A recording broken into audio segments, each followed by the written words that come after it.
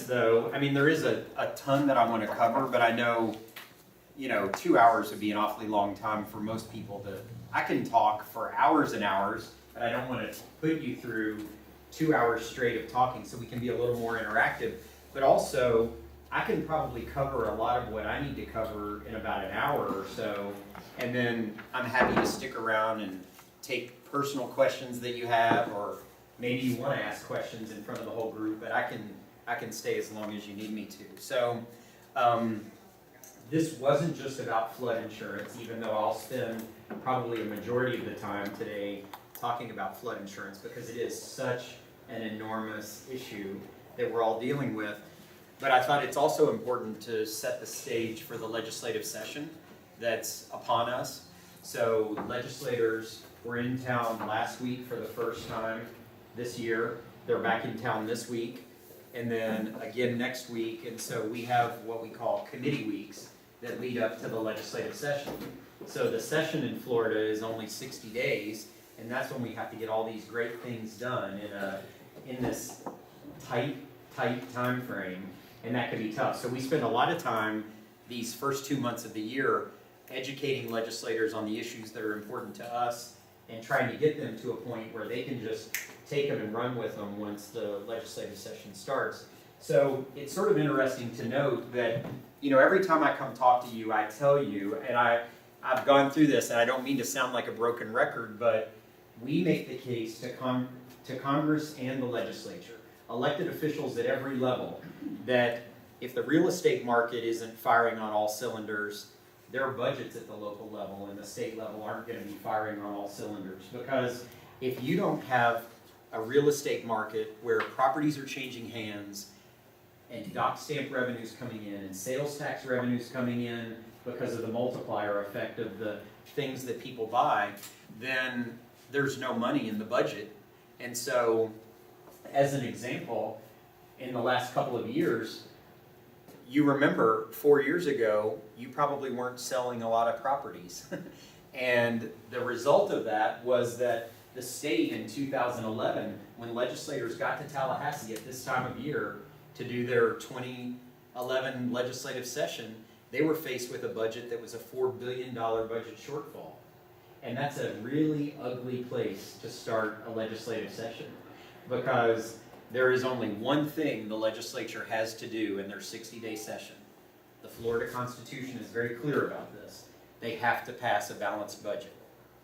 So that, they may work on a lot of other issues, but the only one thing that they have to do is pass a balanced budget. So when you show up in Tallahassee as a legislator and you've got a $4 billion budget shortfall, you're going to spend your entire 60 days finding places to cut. And it's not a whole lot of fun. So as you can start to sell houses and things start to get better and the economy begins to turn around, you see in 2012, the budget shortfall was only $2.3 billion. So it was still really bad, but it was better than the year prior. And then it keeps getting better and better. So last year, it was 1.1. We believe this year it'll be larger than 1.2, but that's the latest revenue estimate. The revenue estimators meet quite often, and they will update their projection prior to the legislative session. Yeah, so that I can better understand it. And the 2011, 2012, and maybe the 2013, I don't know what the numbers are in, those shortfalls, those were actual. But in the 2014, that's projected. Projected, yes, you're right. Okay. So the revenue estimators met last Friday, and they said, based on what we're seeing in trends of properties changing hands and sales tax revenue that's coming in, and they project out, and that's what they did every year.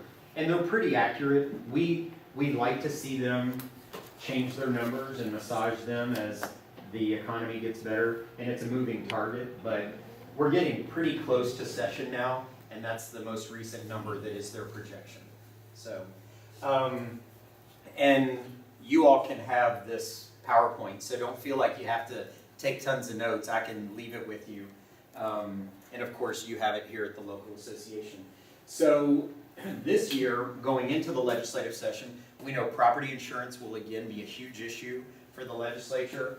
Water quality how many of you are really concerned about water quality, especially in places south of Lake Okeechobee? It's becoming an enormous, enormous issue because the Army Corps of Engineers is just flooding rivers and streams outside of Lake Okeechobee to keep the water levels down, and it's wreaking havoc on property values and on the environment outside of Lake Okeechobee, so that's a huge issue for the legislature.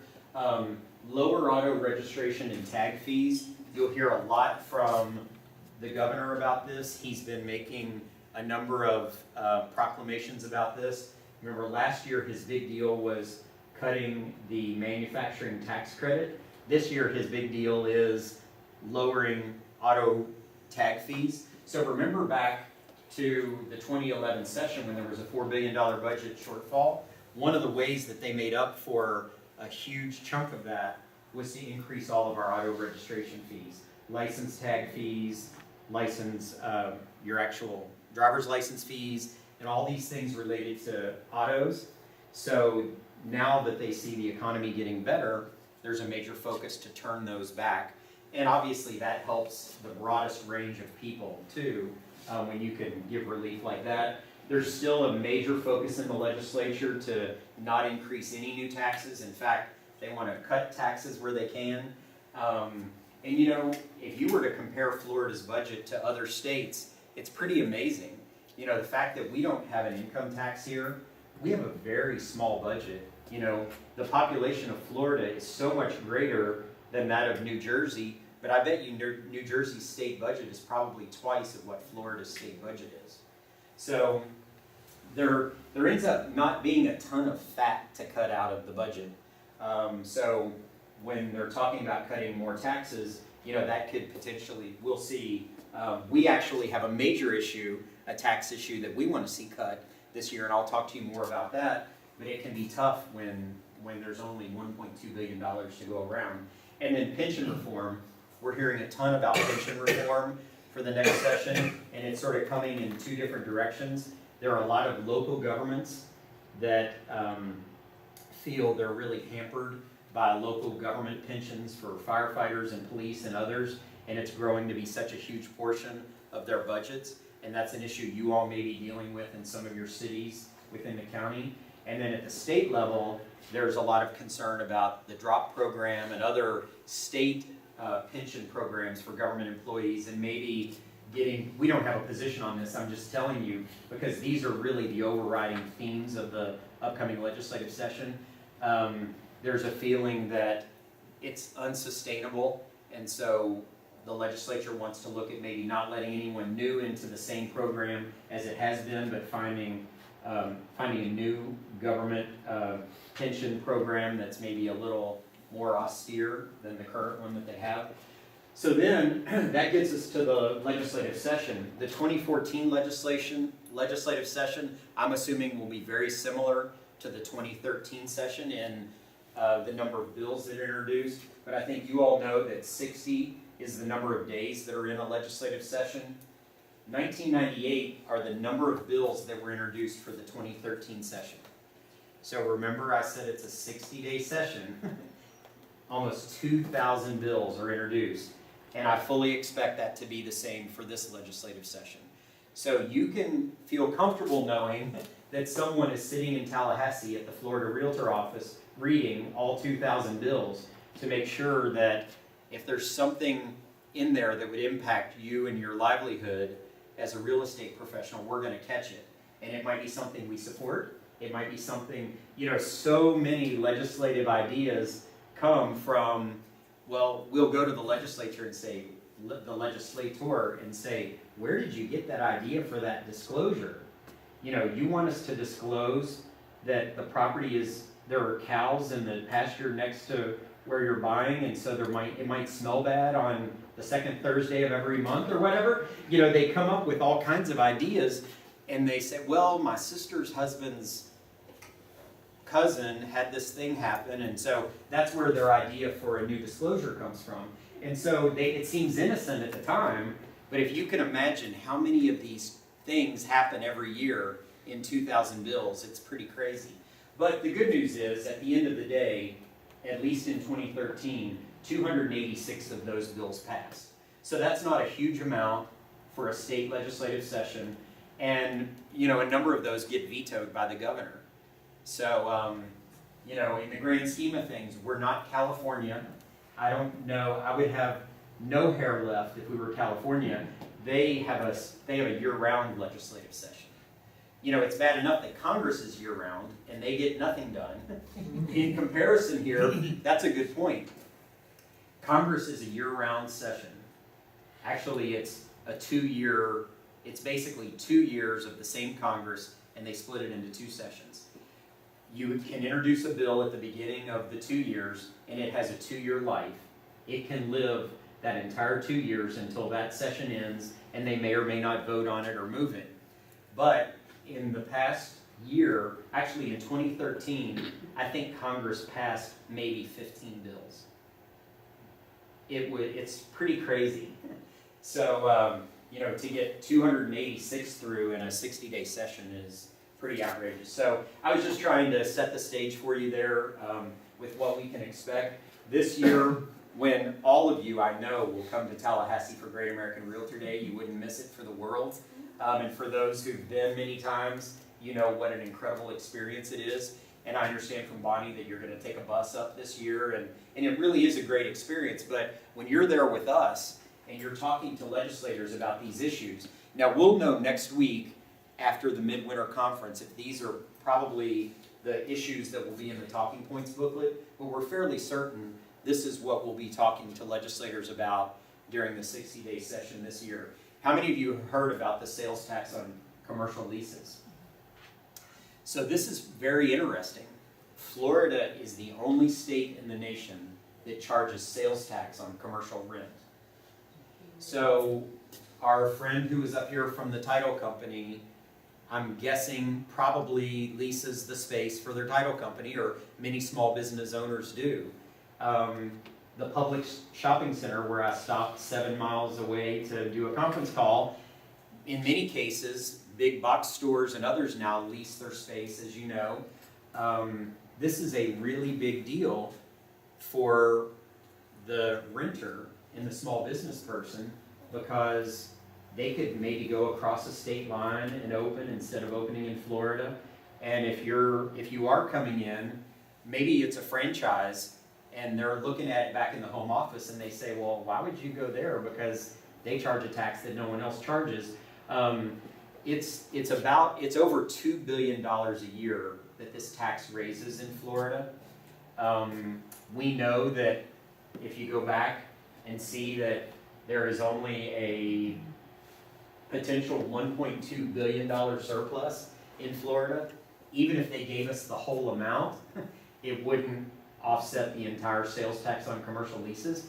So our goal this year is to, again, continue educating members of the legislature, but also make sure that they know that we are very open to reducing the tax. So the bill that's been introduced already in the state Senate for this legislative session would lower the tax from the 6 cents to 5 cents.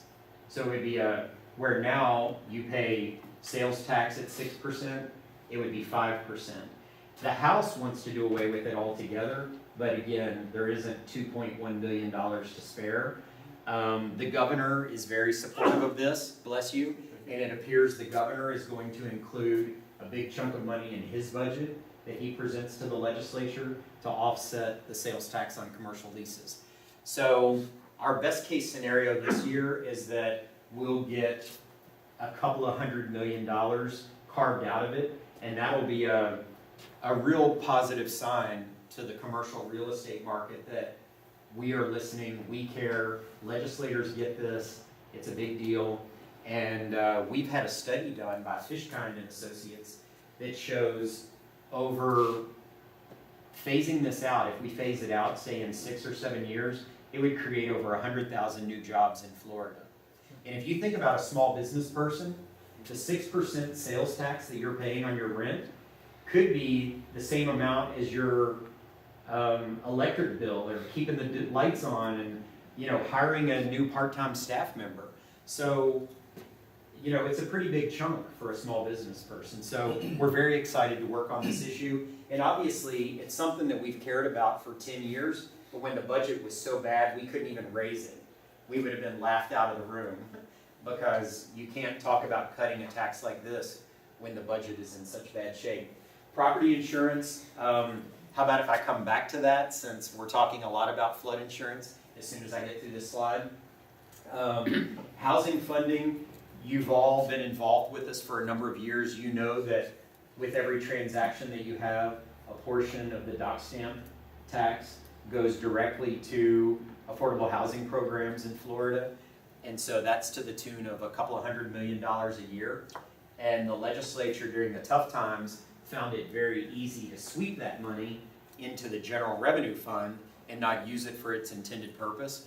But in 2013, we still got about $110 million or so targeted for down payment assistance and other things. And so we're working on that again this year. We're part of a coalition called the Sadowski Coalition, which meets at our office. And they just met at our office, what is today, Tuesday? I think they met yesterday morning, I can't even remember. But they met, oh, it was Friday morning, they met. And we're also this year as a coalition looking at getting targeted funds appropriated for homelessness as well. I think as an industry, it's our role to look out for those that are less fortunate. And while we've always been focused on the affordable housing aspect and helping that young first responder family or teacher get over the hurdle of the down payment, they're paying more in rent than they would pay in a mortgage, but they just need a little help to get over the hurdle. We also have a duty to help those even less fortunate. So anything we can do to get the legislature to realize there's a huge homelessness problem. Florida, I just read last week, has the second highest number of homeless in the nation. Our president, who was just here with you all, was that Saturday night? Sherry Meadows? No, she wasn't here. Oh, okay. Maria was here. Oh, Marie. Well, Sherry Meadows, who's our president this year, lives in Ocala, and she forwarded me a story about the enormous number of homeless veterans living in the Ocala National Forest. And so she is very focused on this, so our coalition efforts fit right into our president's goals, which are a good thing. Estoppel fees, this is pretty interesting. Have any of you had trouble getting estoppel letters and just been concerned about the prices of them? We can talk a little bit more about that in the end. I'll tell you if you're interested a little bit more about what the legislature's doing. And then I mentioned water quality already. The thing there, just to close that one out, is that the Florida Senate has put together what they're calling, it has the longest name. It is the Task Force on Lake Okeechobee and Caloosahatchee and something river runoff. I mean, it is the longest name for a task force. But a state senator who's a very good friend of ours, Joe Negron, is chairing that task force. And we had him at our August convention to hear speakers talk about water quality. And then I have a conference call on the drive back today at 3:30 with the Everglades Foundation, because we're applying for a grant. Florida Realtors is applying for a grant with the Everglades Foundation to help us put together a little education program and also get a better handle on the impact water quality is having on properties, sales, values, and all kinds of things. So we'll keep you posted on that, but it's a pretty interesting issue. So the federal issues that are happening at the exact same time, I'm not going to go into all these. Obviously, we want to try to make sure FHA is still there for those who need it, preserve tax policies like the mortgage interest deduction. Fannie and Freddie are constantly a battle in Washington, D.C. If you're going to be at our meetings next week, I have a meeting with the top 50 brokers in Florida next Thursday from 2:30 to 4:30. Anyone's welcome to come, but you'll see it on the schedule of Midwinter Conference. But I have someone from Ginnie Mae, they're coming from HUD. I have Fannie Mae, Freddie Mac, they'll all be there to talk about credit policies and that kind of thing, but that's a huge issue. Many of you have heard about Dodd-Frank and the zillions of pages this bill was, and the regulations that are even greater. And I don't think many in Washington even know the horrible impact some of the provisions of Dodd-Frank are gonna have on the real estate industry. But one of them that's in there is a 3% cap on points and fees that can be charged at closing. And so there's a bill in Congress to work on that. But the big two, I believe, at the moment are mortgage debt cancellation and flood insurance. And if you've been reading about this, mortgage debt cancellation is a really, really big deal.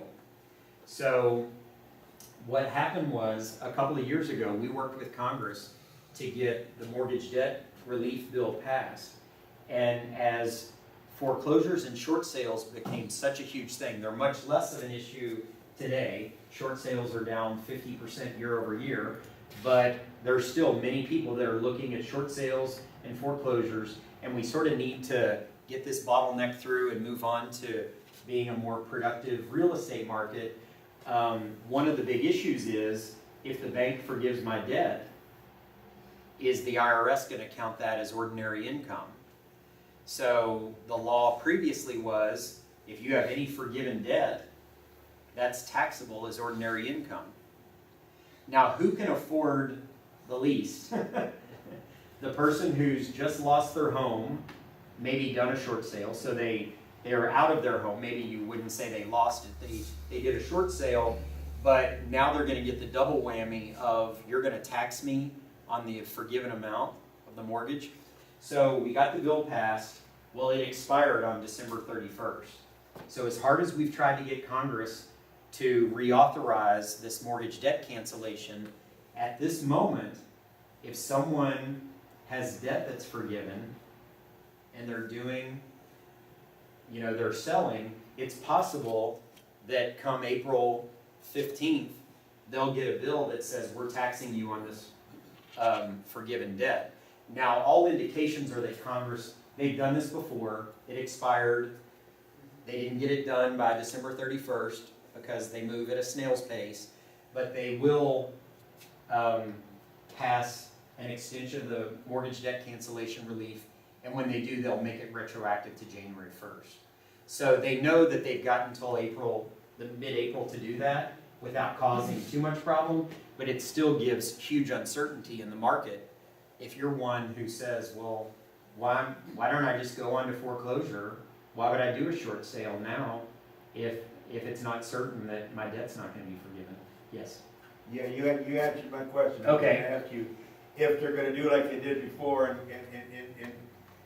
what's the word, dwaddle, and then make it retroactive, and what your insight was, and your insight is that's probably what they're gonna do. Well, and if you want the real insight, which I think most of you know, I lived in Washington, D.C. for 15 years, so I love talking about the intrigue and everything. So as I talk to my friends right now, what's really happening is, in 2013, you had a chairman of the Senate committee that does the tax writing, the Senate Finance Committee, and then you had the House chairman who is with the Finance and Tax Committee. It's actually called House Ways and Means Committee. So they both wanted credit for doing comprehensive property tax reform, or comprehensive tax reform. They wanted to do it all. So they put out the word, send me your best ideas. We're going to do overall tax reform. Well, the House chairman, Dave Camp from Michigan, is termed out as a chairman. So he's not returning, and there isn't the real incentive in Congress to get this done. The Senate chairman, Max Baucus, was just announced that President Obama is appointing him to ambassador to somewhere, China maybe? So the Senate chairman is leaving his post. So the inside politics is the next chairman of the House happens to be the vice presidential candidate under Romney, Paul Ryan. Right. He's going to be the next chairman. He doesn't want comprehensive tax reform to happen this year because he wants to be the chairman when it happens next year. So they will do the extenders. The problem with doing, our mortgage cancellation relief wasn't the only thing that needed to be extended. There are so many other extender bills that needed to happen, but if Congress had passed any of them, it would have taken the wind out of the sails of comprehensive property tax reform. So now that they know I keep saying property tax reform, comprehensive tax reform, now that they know that can't happen this year, there just isn't the appetite, it's an election year for all these members of Congress, they will do the extenders. So they continue to put Band-Aids on things, which in our case, we'll take a Band-Aid because we need an extension of the mortgage cancellation bill, because we don't need you to be faced with that uncertainty if you have clients who say, why should I do this? Yes. Staying on that subject for a second, if the debt is, retroactive, what's the credit? What happens with the credit now? Do they get reinstated? Or what happens to the score? The Congressional Budget Office score of, No. their credit score. Yeah. I don't know. I'll find that out. I'll ask my colleagues in Washington how that. Dozens of times. Yeah. They're like, well, okay, so you let me off the hook on this, and I'm at 510. I was 780 or 810, or you know what I mean. How many points are you going to be able to recoup back up? Yeah. And how long will it take? Yeah. I'll ask, the people that I work with on legislative issues don't handle that. So it's some of the other policy people in Washington that we can ask who work with credit bureaus and things. But I'll ask that question. And if you don't mind giving me your card, I'll make a note of that. That'd be great. Well, the question comes to mind basically is when they're asking me how much more time do I have to wait to go up? You gotta wait 2 years, do I have to pay? Right. And it's a hard question to answer because quite frankly, tell them I'm not real sure how long you're gonna have to wait. Yeah, and that's not a legislative issue. Congress won't involve themselves in that. I think that'll be more of a business practice on the part of lenders and how the credit reporting agencies choose to interpret it. So, but I'm happy to ask. And the individual too, a lot's up to the individual, how they, if they take proactive steps, they can get it up maybe in 2 years. And if they just don't care, it might never happen. Yeah. Well, that brings us to the final federal issue that I'm going to talk about, and I'm going to talk about it for a while. So hopefully it was okay that I hit the high points on the other issues. I think they're all things that we're all dealing with, so it's good just to have a little bit of an idea what's happening on these. So that gets us to flood insurance. So for short, we write BW12. That stands for Bigger Waters 2012, and this was the Bigger Waters Flood Insurance Reform Act of 2012. And again, you can have all these slides, so don't feel like you have to take copious notes. Maybe just something that I said that's so profound, it may not be on the screen.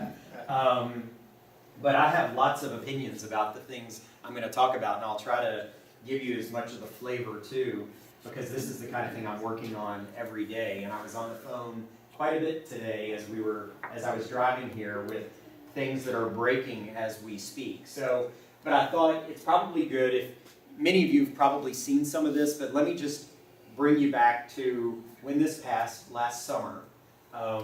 So the law really came about because we had Hurricane Katrina, and that really turned the National Flood Insurance Program upside down. But then a few years later, then we have Sandy. So Hurricane Sandy hits, and that really turns the National Flood Insurance Program upside down, and suddenly there are $24 billion in the hole. So we can talk a lot about how none of that has anything to do with Florida, and I'll give you some numbers, but unfortunately we have to help pay the price because all of us are getting our flood insurance through the National Flood Insurance Program. So Congress felt like we have to do something. This is a government program that's $24 billion underwater, pardon the pun, but we got to do something about it. So they were looking at everything from all components of the program, flood insurance, the hazard mapping grants, how to manage floodplains. What they're really trying to do is make the program more long-term financially stable, because they didn't want to continually be in this $24 billion budget hole. And then they said, obviously they need to phase in some of this over time. They also realized that many properties are subsidized because they've been in the National Flood Insurance Program since before there were flood maps. And I can tell you lots of great stories about properties and how they've been impacted since it happened, and I'll do that over the course based on their flood maps. But the big concerns for us were that the new person that you're selling to, the brand new policy would pay the full risk rate, whatever that's determined to be by the National Flood Insurance Program, on the purchase of a property. So I may have lived in this property for 12 years and I've been under this flood map and my premium's been $500 a year for flood insurance. That actually sounds high, but let's say it was $500 a year. Then the new buyer might come in after Bigger Waters 12 goes into effect last October, and their rate might be $4,500. So there was no phase-in written into this bill, and so that's a huge problem for us. We are constantly, every legislative session, this is more of a global statement, no matter what issue we're working on, we're constantly fighting time of sale issues. So many people say, well, why don't we make every new owner put in storm shutters or whatever? We're saying it's not about the time of sale here. Let's make it about, the current owner and making the property more mitigated. Maybe the current owner is willing to put storm shutters on or help raise the elevation of their house. This shouldn't always be about the person who's buying the house, and that's what happened here. The other problem is FEMA would have to charge full risk rates if there was a lapse in the policy. Jumping ahead of myself, when I was working on the lawsuit, which I'll tell you a little more about, there was a case where Wells Fargo had the money in escrow and forgot to pay the flood insurance premium, and now the owner, through no fault of their own, FEMA is saying there was a lapse in your coverage, so you were paying this, now you're paying that. Wouldn't Wells Fargo be liable there? They're saying they're not. That's what I'm saying too. I think the judge will say different. Yeah, we have a lawsuit. So after substantial damage or improvement, and then for properties that were insured after Bigger Waters 12 was enacted last summer, and then we believe that the National Flood Insurance Program really should be long-term sustainable. If we're all going to be in this program, we need to make sure it's going to be here. Floridians have paid in more in premiums than anyone else, so we don't want the program to go bankrupt or go away if we don't have an alternative to that. But it also needs to be actuarially responsible. Now, that doesn't mean you go from 0 to 60 overnight with rates that someone deems are better or more adequate. But it means maybe over time, you remember with Citizens, if any of you have Citizens Property Insurance Corporation, back in 2007, when they were talking about giving us huge rate increases, we convinced the legislature that it shouldn't be an increase of more than 5% per year. That way it's a glide path that gets you to a better place eventually, but it's not going from $500 premium to $4,500 premium. It's something spread out over time, if it in fact is deemed that we need to be paying higher rates. And then we believe that property owners who played by the rules, they built a code. There are examples. We don't have as many of these in Florida because we haven't had a major flood event, but since Hurricane Katrina, in Mississippi, not in New Orleans, I'm sure there are many cases there, but the ones I've been hearing about are in Mississippi on the coast. People built back to the elevation that FEMA told them was required under the map that was in effect even 2 years ago, and now this bill has passed. They have a brand new house that's 2 years old, and they're being told it's not at the right elevation. That person built to code, they played by the rules, and now they're being told, because of the way Congress wrote a bill, that they need to pay 5 times the flood insurance premium that they should. Is that fair? I don't think so. So there are many issues like this that we're working with Congress on. And also, I dealt with this when I was in Washington too. And this is really a Mississippi issue. This is not a Florida issue. I'm sorry, this is more of a Louisiana issue. If you live in New Orleans and you've been flooded 3 times, okay, I hope we all agree that the federal government probably doesn't need to build you back a 4th time. You know, it's a severe repetitive loss. Let's deal with this rationally because I, in Florida, am paying for you to rebuild. Now, in Washington, everybody wants to say, oh, we're paying for them to build their beautiful houses on the beach in Florida. Well, we don't have flood events like the rest of the country. We have wind events, and we have wind-driven rain. And, I mean, we have a little flooding. We had some flooding last week in Palm Beach County. You know, but these aren't wash away the houses floods, you know. So it's very frustrating, but I'll talk more about that as well. These are what I see are sort of some immediate concerns that there's so much uncertainty right now with what's really going to happen on bigger waters because, you know, we're hearing Congress is going to delay it for 4 years and all these things, which I'll tell you more about. But right now, we've already seen this in Pinellas County. When you compare, the governor called me on Friday night and he said, you know, I was looking at the numbers that you sent me on the home sales stats, and let's think about it this way. We've had increased home sales for, we've had increased home sales prices in Florida, I think 26 months in a row. Increased home sales, the actual number of sales, have been almost as many months.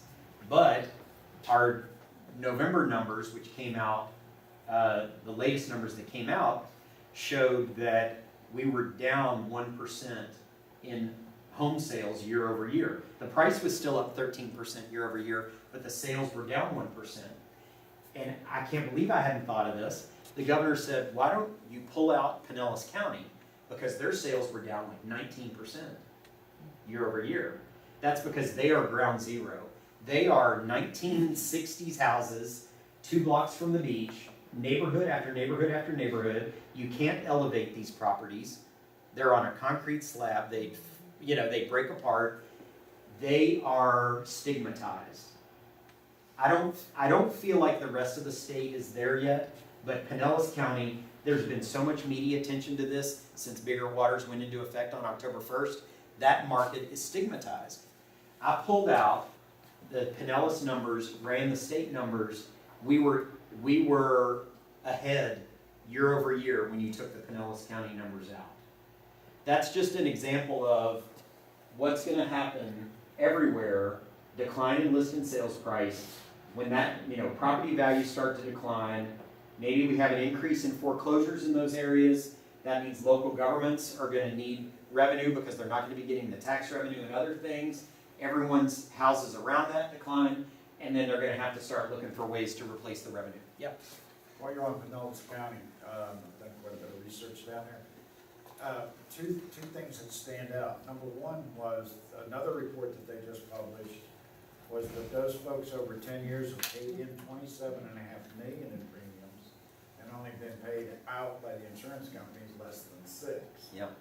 The other thing that the average citizen that would talk to somebody in this room about in the real estate industry is they have the misconception that the property has to be waterfront. When you take Shore Acres, as you probably know, you did your homework there, 26,000 give or take homeowners, of which 3/4 to 80% are 10 and 20 blocks inland. Yeah. But the way that the map shows the topography, it still falls under a Type A flood insurance zone. So predominantly, the whole county of Pinellas is flood zone. Yeah. As you say, it's been isolated case. Right. And if you took Collier County, the Keys, we can go St. Augustine, probably 99% of their revenue is based on waterfront properties. Crystal River, I don't know the exact number, but probably right here locally, 75 to 80% of their total tax revenue comes from high-end waterfront or flood zone properties. Right.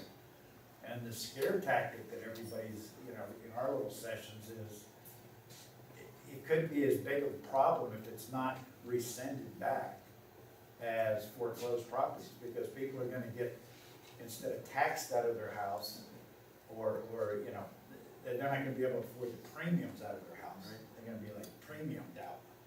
So they're gonna say, well, I can't afford $13,000 for this premium, I'll just lock the door and leave. Right. Just like they did when they couldn't afford their mortgage payment. I So think that's we're the gonna, fear that I'm seeing around the whole, and I've been Yeah. doing this for like 4 months, going Mhm. around to different areas, and it's the same, not just here, it's the same. I know, East Coast, West Coast, I got kids on that side, you know, just sit down and talk to some people over there, and they're all like, I can't sell a damn thing here on the water right now. well, we've got a lot of good things happening on that front, which I'll get to in a second. Cheryl? Or did- No. Oh, okay. Right. Actually, I was thinking, remember when we had Save Our Home sort of lock-in effect a couple of years ago, and we were looking for portability? As I was brainstorming this one day recently, I thought, that's what we're looking at here. It's the lock-in effect, because no one's gonna buy my property, like you're saying, if the premium's gonna go from $500 to $4,500, so I'm locked in my home now. So you constantly hear of the retired couple that wants to downsize, yet they're locked in their home, because that's what's gonna happen if these rates are allowed to stay. So that was just another, you know, as you're talking to people about this, whether it's the mayor of a town or a state representative, or if you run into Marco Rubio in the supermarket, you know, make the case that this is what we're looking at if they don't make a change quickly. Myths, this gets back to some of what you were saying as well. Only people who ignored building codes or have had repetitive losses will be hurt. That's a total myth.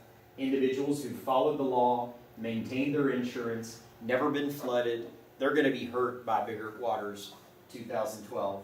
Only rich people will be hurt. These are vacation homes. These are working class people who will be hurt. They're primary residences. I've been, I wouldn't say locked in an argument, but I've been making a very strong case over the last 48 hours with a congressional office, with 2 staff in one of our congressional offices, because they're trying to get a bill together in the U.S. House of Representatives to deal with some of these issues. And I'm working with every member of the delegation on some aspect of a flood insurance bill. But on this particular bill, they were writing in that it could only be primary residences. You know, that seems to be a fallback in Washington. When you're writing any bill, you just want to take care of a primary resident. Well, I get that if you're talking about FHA or some government mortgage program or something, but they were talking about securitizing loans that people can get from their private lender to mitigate their property. So I said, why would you limit it to primary residents? Because if the goal here is mitigation of properties, that house will go to a first-time home buyer someday who will want to close and won't have the resources to do the mitigation then. Let the buyer today, if your true goal is mitigation, and I'm living here for a couple of years, I might want to get a loan to do something that raises my garage floor if that were the thing. Yeah, we've heard so many cases where under bigger waters, because it's an attached garage, and the garage might be, the floor might be 2 inches below the slab of the rest of the house, but it's attached, it's, your whole house is considered under the appropriate elevation. But, you know, we're working on things like that at the state level to make clear that we've got to give people options. And so, anyway, I'm getting off on a tangent, but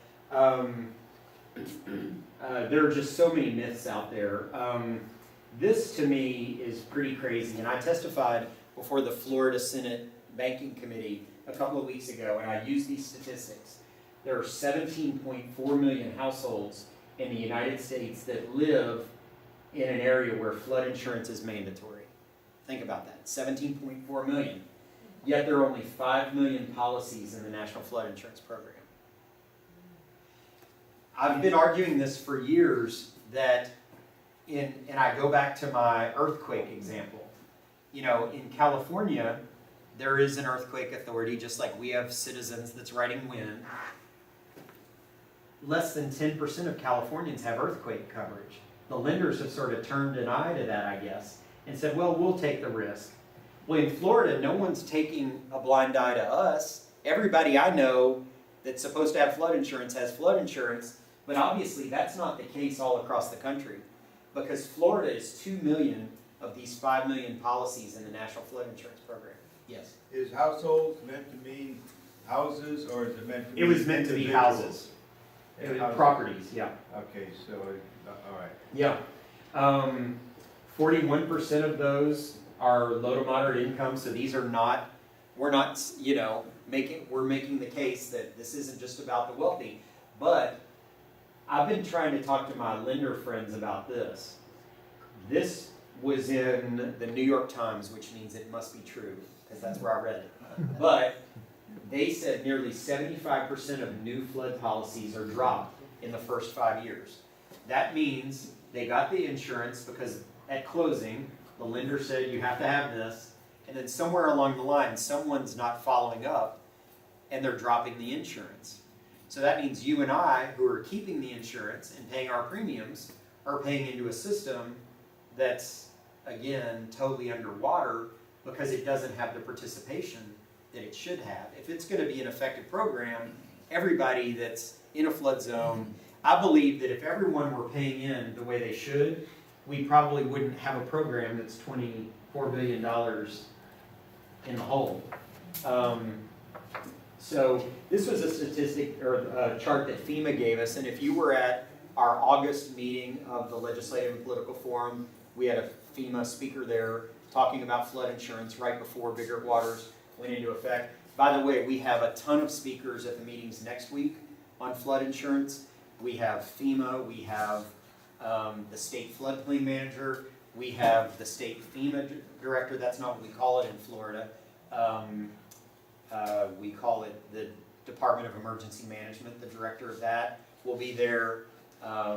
We have a consultant that we just hired who's a flood expert coming from South Carolina who will be there. So if you have any real in-depth flood questions about specific policies, we can answer those for you next week at the meetings. Just interject real quick before I forget this. Have you been approached with the buzz that's going around about the policies being adapted only to what it's owed on? And I'll talk about that in a minute. Yep. I testified on that in the state Senate last week. I'm not going to go into all this. This is what FEMA gave us at our August meeting, and they said 81% of the National Flood Insurance policies are not subsidized, so there was no worry. No one needed to be in, the story they gave us at our August meeting was, oh, don't worry about this. 81% are not even affected, and, it's this small percentage that, where they're going to see some rates go up, and condos aren't even touched yet because we don't even know how to deal with them. And so, everyone's sort of like, wow, coming from FEMA, that's pretty good. But I think I heard from all of these people already calling me saying my rates are going up. And, I think what they failed to talk to us about are the new purchasers of these properties that are seeing the rates go up immediately. So we created this flood insurance toolkit. If you've not been there, on our website, if you go to floridarealtors.org, the Legislative Center, then scroll down and you'll see flood insurance toolkit. We're updating it a lot. One of the things that I loved about it, it's been an incredible resource for everyone because everything you'd ever care to know is there. But we worked with NAR to put together a questionnaire. Well, actually, before I get to the questionnaire, this is a sample disclosure that you can use if you need one, if you don't have a standard contract that includes a flood disclosure, but that's on our website as well, both in the legal section and in my section, the legislative section. But we put a questionnaire on there because I was getting so many people calling me saying, the sky's falling, this is what's happening, can you believe they're raising the rate from $500 to $5,000? And I'd say, okay. I keep sending these things to Washington, but I'm beginning to look like the boy who cried wolf. We need to have some data to show that what we're talking about isn't apples to oranges or whatever. So we put together this questionnaire that's on our website, and now we ask these questions. So when I'm forwarding the case to FEMA, it's not just my insurance agent said, or someone said my insurance agent said. It is a real life situation that shows, well, first of all, who gave you that rate? Was it an insurance company? And let's give me their name. What's the list price? What was the assessment? The building only versus the total. What's the address? What's the elevation? When was it built? What flood zone's it in? Because once we have those, this consultant that we're using finds mistakes in almost every one. Almost every one where the rate was so crazy, she's been able to find outrageous mistakes. You know, they say it has a basement when it doesn't. You know, and all these kinds of things that make a huge difference that you just need to know to look out for. So there were a couple of good things that were in Bigger Waters that will stick, even if there's a delay. I think these will become into practice, and that is that it permits lenders to accept non-flood insurance policies to satisfy mandatory purchase requirements.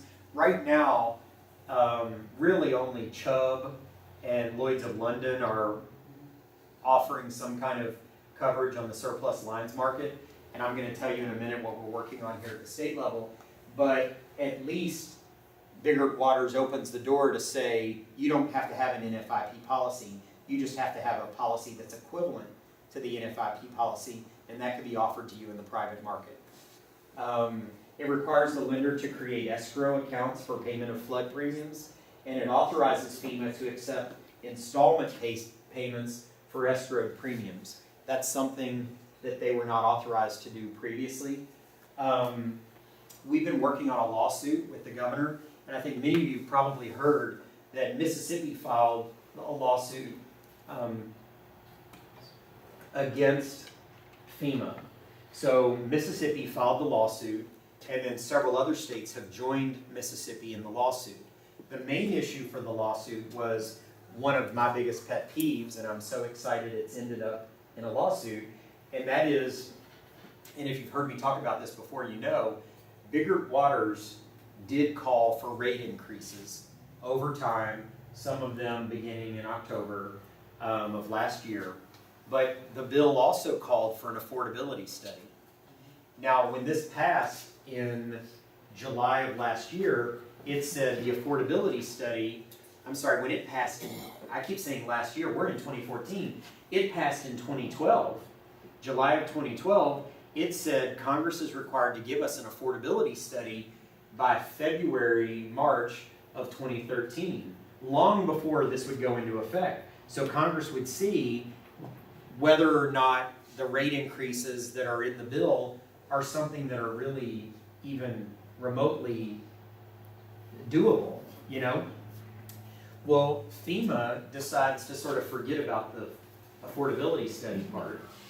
And so when they are called before Congress a couple of months ago, we helped write a few questions for some senator friends who then asked the questions of the national FEMA director of, so why are you increasing these premiums immediately? Why can't you delay them? And he said, well, the bill says I have to do what I have to do.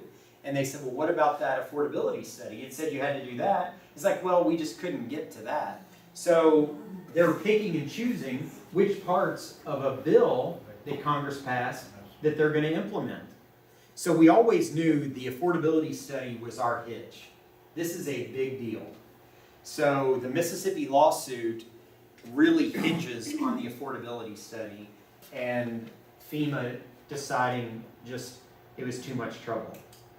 So Florida has joined the lawsuit, and I was able, through that questionnaire that I just showed you, once people started filling out those questionnaires and sending them to me, we could use the questionnaires, and I'm contacting the property owner saying, how would you like to be part of an amicus brief that the governor of Florida is filing to attach himself to the Mississippi brief?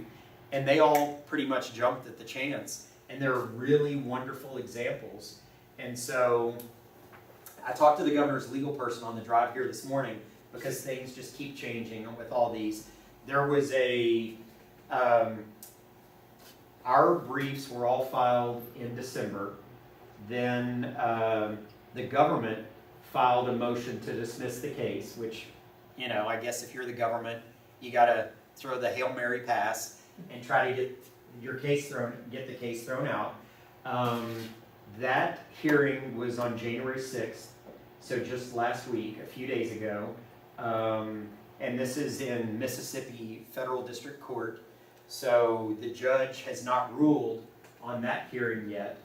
And then they've set the date for the next hearing where they'll take up our briefs. The only reason the hearing will be canceled is if the judge rules that the case should be dismissed. Now, I don't believe that a federal district judge in Mississippi is going to dismiss the case. I mean, it's Mississippi and this is flood insurance. I mean, the only thing better might be if he was in New Orleans, if it were the federal district out of New Orleans. But, you know, I think they get the magnitude of the issue.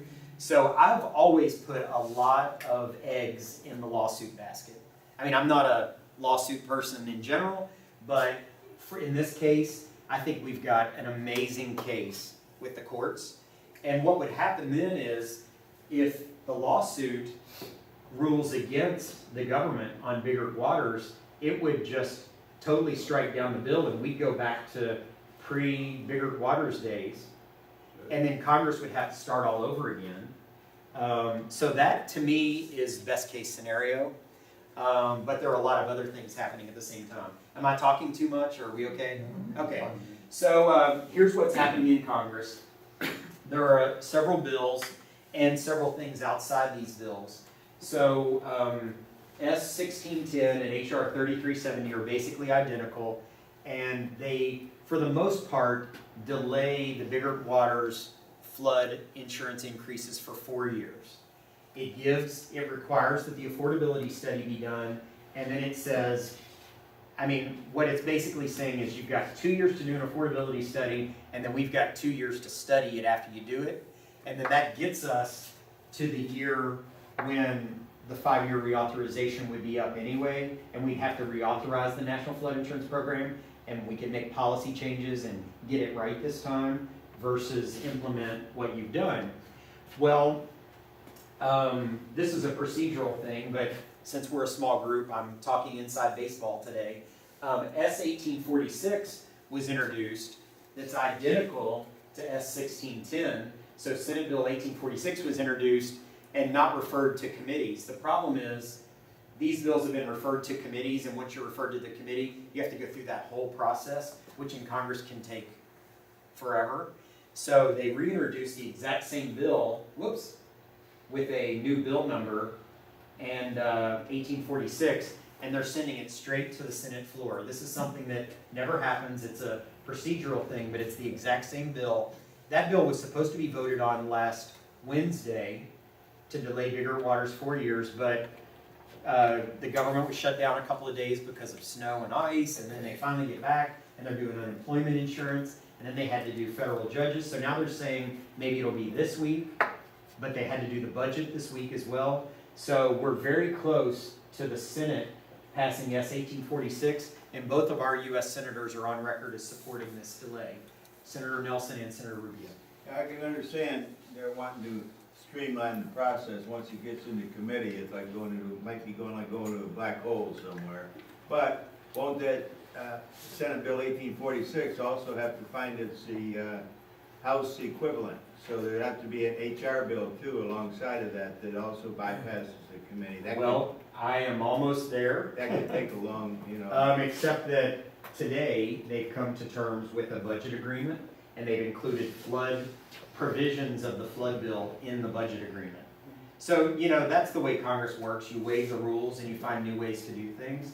Now, the budget agreement that's agreed upon today, which you'll hear more about and watch on the news tonight, I think it's a $1.1 trillion budget that they've come to an agreement on. The pieces of Biggert Waters that it deals with are Section 207 and not Section 205. Section 205 are the ones that all of us in the room are more concerned with. Section 207 really doesn't impact the properties that we would sell. So on a separate track, it's fully known with all this support, Republican and Democrat, the Senate, it appears, I mean, you never say definite and you never say never, but it appears the Senate is set to pass a 4-year delay in bigger waters as of today. Now, the vote may not happen today, it may happen next week while we're all together, or it may happen the week after that when some of us are in Washington. The House is much more conservative than the Senate. They will probably not pass a full 4-year delay. What it looks like they're coming up with, and they can do this, we do this in the state legislature as well, you come up with a committee bill that's sort of off the grid, and it's not something that's going through the process. What they're looking at is something more like a 2-year delay, and then make some policy adjustments along the way and say, well, we know bigger waters went way too far in raising rates. Let's do something more like Florida did and stair-step rate increases or something like that. Well, NAR feels strongly that if we can get the 4-year delay through the Senate, that puts us in a much, much better bargaining position when we have to go, I talk like I'm a member of Congress, when they have to go into conference to determine, well, where are we going to meet in the middle? So if we've got a 4-year delay out of the Senate, we'll be in much better shape fighting the House to get something better than just a 2-year delay. So a lot of this is happening outside the normal procedure, but it's happening, and that's a good thing. Now, we've got members of our delegation. I was able to go up in December and meet with the entire congressional delegation in one meeting. They all came together, Republican and Democrat. I bet no other state delegation can do that, but flood insurance brings the Florida delegation together. So all of our members of Congress were there, and we got to talk to them, and the NAR staff went with me, and they're throwing anything up against the wall to see if it'll stick. Some of them have bills that just have to do with mitigation, like I mentioned before. Some would give tax credits to people who want to do something to their home to make it more floodworthy. All kinds of things are brewing out there. There are a zillion things. But at this moment, the call to action that you all responded to was specific to a 4-year delay. And that's our goal. Honestly, I still believe the lawsuit is better because the lawsuit throws it all out.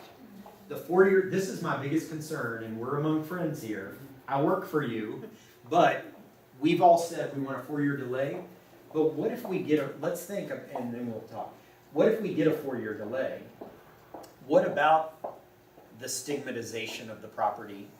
Is someone going to say, well, you are right on that river, and now, Congress might make a change in 4 years, or they might stick with what they got. What about the uncertainty? I think the uncertainty is what is causing the Pinellas market to crash at the moment. So we have to be careful what we ask for. I know this is bigger than us, and NAR is working as hard as they can here, and we're asking for the 4-year delay, but I think at the end of the day that just puts us in a better bargaining position to get something that's a little more middle of the road and shows the buying public that we're on their side, we're trying to work this out. Yeah. Oh, I'm sorry. There, I just blurted out. No, I thought I will. Just blurted out. Just saved a moment, John. That's okay. So we've been thinking, so I've got, let's see, tomorrow I'm driving back to Tallahassee after this, then I'm going to Orlando tomorrow, and I'm there through Friday for the Florida Chamber Insurance Summit. And on Thursday, I'm chairing a panel on flood insurance with the State Emergency Management Director, the State Floodplain Manager, AIR, which is the largest modeling company in the world. They develop the models for how's the wind going to hit and how's the flood going to come in and the storm surge and this and that. So I'm really excited about that. So I'll know even more after that panel. But next week, on Wednesday, we're having a stakeholders meeting of people outside our industry, but we're hosting it. And so we're trying to get ideas, but these are the kind of things that are floating around with us right now, and we're open to many others. But let's require FEMA to give a homeowner notice that they have deductible options up to $5,000. We think that, I mean, so many of our friends are insurance agents, but I don't know that the homeowner knows that they currently have options other than a $500 or $1,000 deductible. But you do have options. And it is the law that you have options up to $5,000 with the National Flood Insurance Program. But as I worked on these lawsuits and I talked to owners, many of them said, I'll take a deductible higher than $5,000. You know, I'm willing to self-insure. You know, why not give me the option at least? Yes? Is it that the insurance companies don't have the options of offering that? Or that the policy owners, it seems, if I'm a policy owner, I'm gonna ask the agent, he says you can get $1,000 deductible, can I get more, can I get $10,000? It seems to me, I'm gonna ask, if I can afford something on the water, I'm astute enough to ask that I question. knew this when I met you. You're a very unique individual. No, seriously, how many property owners know to ask that? You know to ask that. You're involved in real estate. You know, I own a few houses. I sort of know. I would probably ask the question. But honestly, I don't think the average homeowner would ever know to ask. And most of these agents are writing, what are they called? Direct write, write your own. They're writing through a write your own company. So that, you know, these are all national flood insurance policies.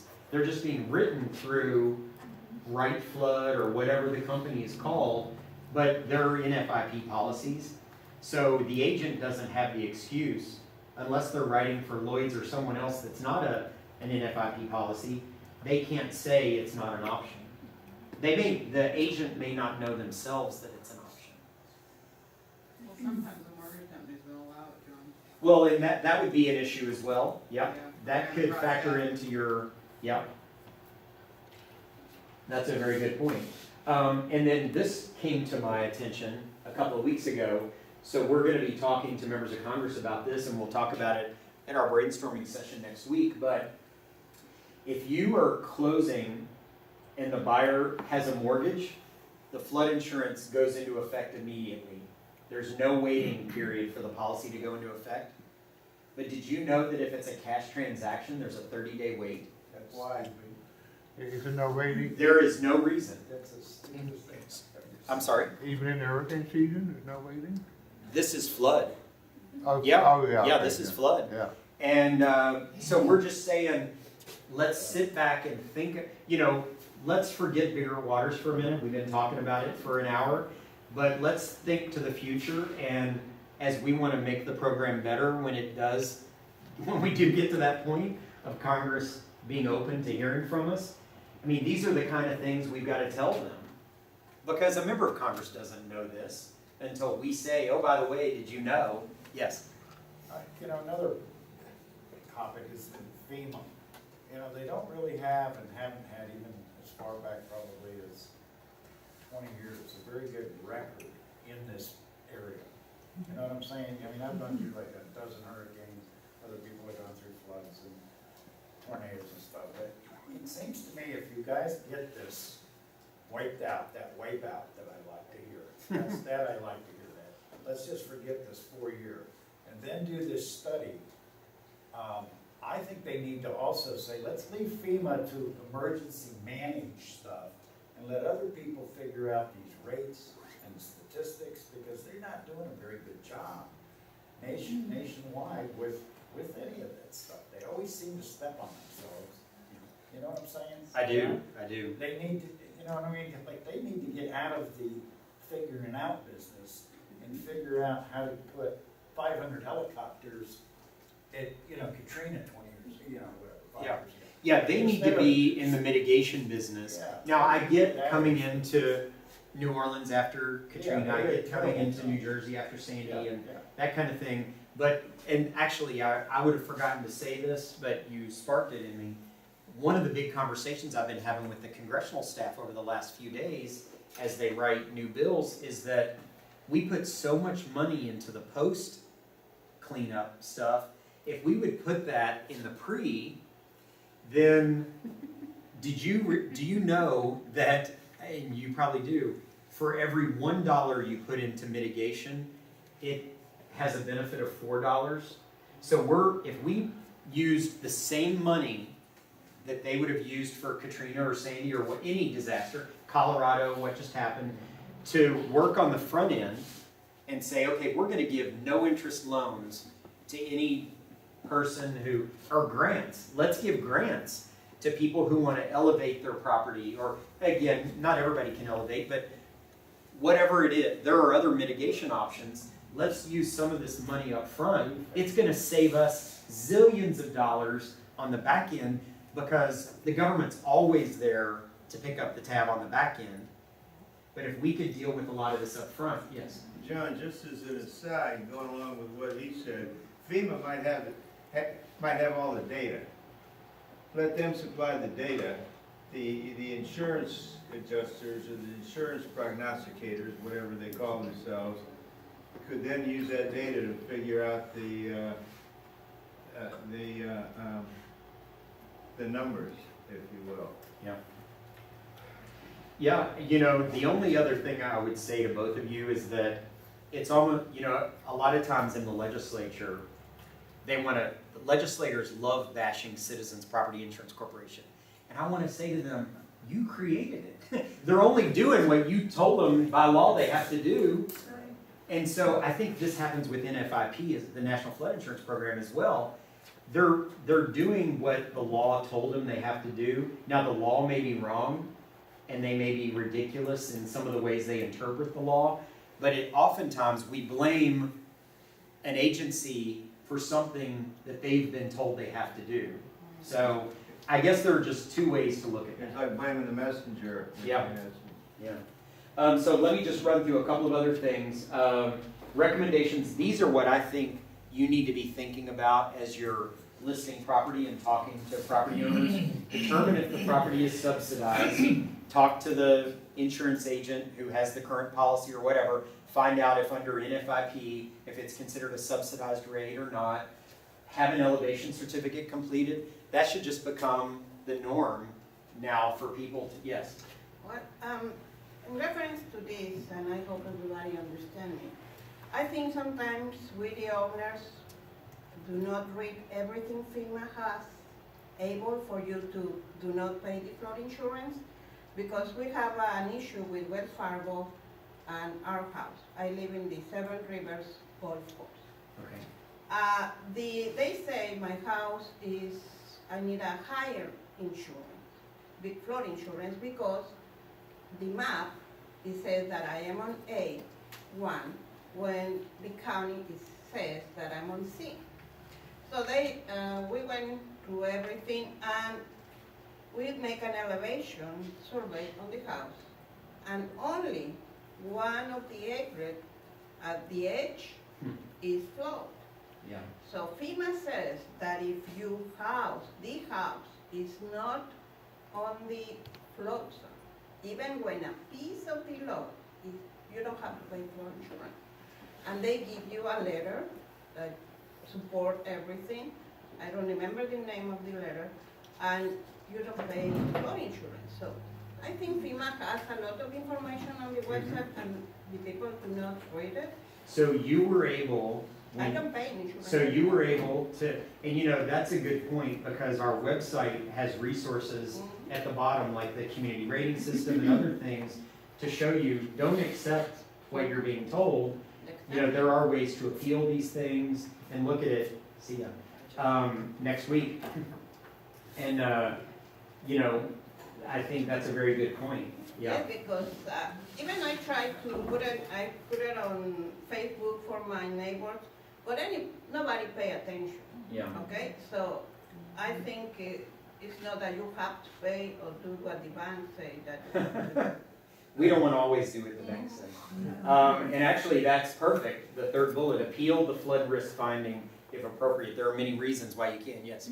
John, who is certified to provide the elevation service? It is a surveyor. His question was, who is certified to do the survey? Does anybody know the exact answer to that? I think they have to be a licensed surveyor. Yeah. The You elevation get a survey. certificate if you apply for it through the An elevation certificate? On every property in this county. Oh, that's good. But it's He said that in this county, you can get an elevation certificate on any property at the, Correct. That's assuming they have one on file. If they have. Yeah, after 85 or And something. it's like $150 to kind of that. okay, good. So I'll finish up here real quick. We have some things we're asking the Florida Department of Emergency Management to do. We think they should put the flood maps on the state website that are easy for us to find. You knew that you were in an A zone or whatever, but I think maps have been changing. It's very confusing. People don't know, but also because of bigger waters, we don't think it's clear that it might say, I'm in a certain zone today, but what if they choose, because bigger water says they can, to do new maps tomorrow, and I'm in a totally different zone and I just elevated, now I'm not in the right zone or not at the right elevation and those kinds of things. But we're also looking at statutory hurdles. And you know, I don't know if I put a slide in here about that or not. Let me just mention that real quick because it did come up. At the end of the day, we probably don't need state legislation on flood insurance. Obviously, this is a federal program. We want there to be a vibrant private flood market in Florida, and we want Florida-based companies to start writing the coverage. We think they can write it for much less than the NFIP premiums because we're in this boat with the rest of the country, and we don't have floods like the rest of the country does, and I'll make you mad with some numbers here in just a second. But we are working with the legislature, and that's what you brought up. Senator Brandis from Pinellas County has a bill, and Representative Ahern, also from Pinellas County, has a House bill that was just introduced last night. Both of them are meant to bring focus to a private flood insurance market, make sure that the Florida Office of Insurance Regulation is getting rid of any regulations that might be keeping companies from coming in, but also make sure that these aren't fly-by-night companies. They have to have certain equity and all those kinds of things. What I was about to say is at the end of the day, I don't know that we need state legislation because I think if a company really wanted to write flood today, they could. They just have to follow. It's a little difficult. But I think the legislation is going to pass this session. It's really going to send a message to the private market that we want you here in Florida. And I think more than anything, it's going to scare the National Flood Insurance Program because we've been the cash cow. And let me show you why we've been the cash cow. And you mentioned the Pinellas County numbers, but these are the statewide numbers. Floridians have paid in $20 billion to the National Flood Insurance Program since 1978. Our total claims paid out to Florida property owners are $3.7 billion. So do you know how angry I get when I talk about wind? I keep talking about wind and how wind is our peril and no one in Washington will listen to us. They say that's Florida's problem. Well, we are bailing the rest of the country out with their peril, flood, but no one wants to help us with our peril, wind. The perfect combination here would be a flood wind policy that cross-subsidizes itself. You know, a natural disaster insurance program that I've been advocating for that for 23 years. And it's crazy, but these are the numbers that I thought would make you mad, and I'm sort of being facetious here, but if we paid in 20, we got back 3.7. Louisiana paid in 4.4 billion, they've gotten back 16 billion. Does that make you angry? That this is a federal program that we're subsidizing. So again, I think movement at the state level and really focus on a state solution with state companies coming in and writing this for less. They'll make money, but it'll be Florida companies creating Florida jobs. It's going to send the national, they don't believe us now. They think we're crime wolf and, you know, oh, you're never going to put a dent in us. Well, if we can get this going, it would put a major dent in the National Flood Insurance Program, and they will have killed the goose that laid the golden egg. Yes. Your idea about linking all casualty, a casualty is a casualty is a casualty. If you will, casualty by any other name is still a casualty. Is it politics is keeping this one unified unified theory of casualty insurance, if you will? The last bill that combined wind and flood was from a Mississippi congressman who's no longer in Congress. It's been through many iterations over time, but for the most part, Congress is in the mood of less government is best. And so that's why they've done what they did with bigger waters, because they thought, hey, if you're relying on a federal program, you need to pay the piper. Now, they're not realizing how detrimental that is to Florida, because in their mind, we're building mansions on the beach, and flood insurance is covering that. They're not looking at it as these are average homes in average neighborhoods in all parts of the state, and it is a political thing. How about states like Iowa, where they might not have any floods, or Iowa might be a bad, or there's gotta be a state somewhere that doesn't have any rivers, and doesn't have much wind, and they're subsidizing everybody. I think the only state that we ever, and we worked on this for a couple of years, there was one state that had like almost no risk, and it was something like South Dakota, because North Dakota, Fargo, they have flooding just like Iowa, but since then they've had some winter storms that caused havoc after thawing and all kinds of things. Every state does. Now there are states like South Carolina, which a lot of people don't realize, even though they have basically some of the same wind exposure that we have, they're on a fault line. And so South Carolina is 10 times worse than Florida when it comes to flood, or comes to insurance ratings, because they have huge risk in several ways. And so there are a lot. Like earthquake? Earthquake, yep. Oh, yeah? Yep. I didn't know that. So this was interesting. Since 1978, when you look at the top 15 or 20 flood events in the United States that the National Flood Insurance Program has had to pay out for, only one of those was in Florida, and that was Hurricane Ivan. And that was in about maybe 2005 or 6 or 4. Yeah. So there's that. So did I talk flood insurance to death, or is there more you want to, or you want to just catch me afterwards? I'll finish with, yeah. I just have a question. You were talking about condos. Now, did I understand you right? Do they not have any type of information for condos? Are they just kind of slipping through the cracks? As of this moment, FEMA continues to tell us that they have not determined how they're going to move forward with that. Now, I'm assuming the main concern for a condo would be maybe if they have underground parking, and if you're on the 9th floor, I don't know how it could impact you anyway, but if you're in a building and maybe you're splitting the overall policy among all residents, and you've got a lobby that's below elevation and that kind of thing, but FEMA told us they haven't gotten there yet.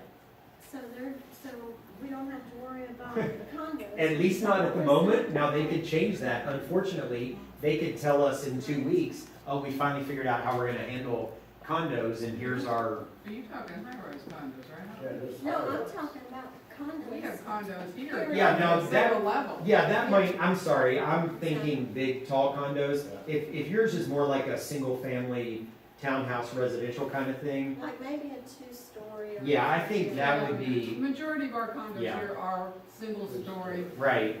waterfront, Yeah, I don't think that would be Are those considered, included, or... that should be included. I would err on the side of, when you talk to the insurance agent, that should be, that's a little easier to deal with than what they're talking about when they talk to us about the number of units in high-rise kind of thing. The only other thing I'd mention here is, I did go into a little more detail on this final slide about estoppel fees, in case anyone was worried about that. We've just heard from a number of people that have needed estoppel letters, and the condo association might say, okay, that's $150, or that's $300, or maybe it's a bulk buyer and you need a couple, and they charge you the same amount for every one. So we've been working with the real property section of the Florida Bar to try to make this a little more reasonable. So what the agreement appears to be that there will be one fee if the owner is current in their assessments, another fee if they're delinquent, and then a third fee if it's a bulk buyer. I don't know if that impacts any of you, but I wanted to mention it because it appears that's going to be something that's moving this legislative session. I touched on all those others, and just a plug for RPAC. I hope everybody feels like if you give your $15 fair share to RPAC, you're getting back much more than that in return. Mark your calendar for Great American Realtor Day, Wednesday, March 19th. I know Bonnie said you'll have a bus, and so I hope to see you all there. It will be a really great time. We have a website. Obviously, we have a website, but we have a special Great American Realtor Day section if you go to Realtor Days. By the way, since I've got the site up there, Flood Insurance Toolkit. So if you click on Legislative Center, it expands and all these things are there. And also, I would just mention, since we're about to enter the legislative session, if you're reading in the newspaper about a bill that sounds interesting to you, go to our website and click on the legislative tracker. The bills are in numeric order, and just click on that bill and you'll find a staff analysis if it's been heard yet in a committee. You'll find where it is in the process. It has co-sponsors, all that kind of stuff about the bill. John, So, yes. I want to try to find an old article back from August. I saved my Board of Realtors, you know, because I like. The daily. Yeah, I like to refer back to them once in a while, and I was trying to find an article. I found the article I was looking for, but it wouldn't bring it up. What are they? Yeah, I don't know. You know, it's possible that the communications division in Orlando takes them off after a certain number of months. I mean, I'll ask Lisa Walker. Yeah, How that because, I mean, works. it was something I was trying to get through, like to one of these lenders. It was the article back in August about FHA, cutting back on the 2, 3, 4 years for short sales, and, you know, someone who's had a short sale, in a year they could start looking for another mortgage, you know. You know, before everybody jumps up, since you mentioned FHA, I was on a conference call yesterday with some of these congressional staff that we're working with. The 203K program came up, and what we're saying is maybe you should focus, as Congress, really get HUD with FHA and maybe even the Small Business Administration focused on their loans that, with the SBA, a lot of times it's post-disaster loans. Let's let small businesses, if I've got a little barbershop and I want to mitigate for flood or wind, let me use an SBA loan on the front end versus wait for the disaster loan on the back end. And then with the FHA 203K, and then there's also a 203H or something that I had never heard of. We said, you know, why don't we expand those and let people start specifically using these loans for mitigation? And it would be a lower interest rate and that kind of thing. So anyway. Well, the problem with the 203K though is that the house has got to appraise prior Yeah. to That's the true. repairs done. Yep. Well, thank you all so much, and again, I'll stick around and. Before you let everybody go, Yeah. as you can see, John does an amazing